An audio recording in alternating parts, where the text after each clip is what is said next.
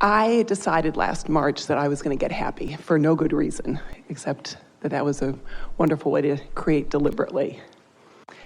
And I had asked you the last time I was in the hot seat, not this one, but the one that you had before. I had asked, and it was about the idea of deliberate creation, the idea of focusing on something that I wanted and putting myself in the feeling place of having that, or going and patting the cat and just getting happy for no good reason. And you said it doesn't matter. So I took your words to heart, and I went and got happy for no good reason. And I have 3 cats to pat. And I gathered a whole bouquet of about 140 ways that I love to feel. So I said, I love feeling relaxed. I love feeling powerful. I love feeling, etc. And out of my oblivion, a magnificent man showed up in my life. Really magnificent man. Yeah. And I'm in the hot seat because I'm married. I wasn't expecting it. I wasn't even looking for it. I was just patting the cat. So by not being specific, you didn't disallow what you really want. That's and right. In that general state of allowing, what you really want came. Right. Yeah. So now what? I was hoping you'd tell me that. Well, so far so good. Keep petting your cat. Okay, so here's how I understand this. Before you speak, let us give you a little piece of something. And that is, there is frequency. Esther's been having fun thinking about the 7 dwarves. There's grumpy. Right. And there's happy. And Right. and of course there's this high-flying disc. Esther's figured that there's about 200 dwarfs now. Passive aggressive and confused. So there are all of these potential places that you could be. But on this high-flying disc, when you find that high-flying disc, that's a frequency. When you find something maybe called overwhelmment, that's a frequency.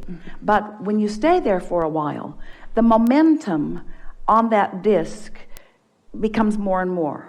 So it doesn't matter what disc you're on, the more you focus on whichever disc you're on, the faster the momentum goes. And the faster the momentum goes, then the stronger the point of attraction is. In other words, it's easy to attract things that you don't want. It's also easy to attract things that you do want.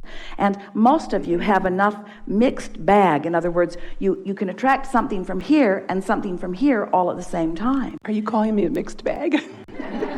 Calling all of you that. It's really the point of this conversation is to sort of do a better job of clarifying what you want.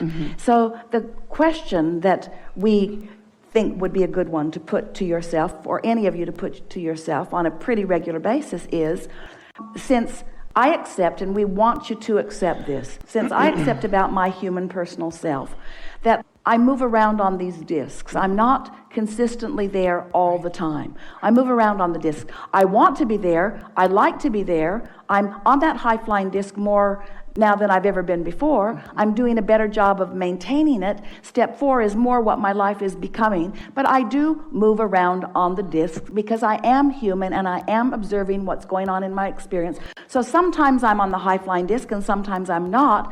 So the question that we want you to put to yourself is, from which disc did I attract that? Did that idea come out of wanting to fill a void? Did that idea come out of not feeling enough? Or did it come from my high-flying disc? And you know the answer to that question when you ask it. And if the answer to it is, oh, I know that came from my high-flying disc because I was there long enough to know what that felt like.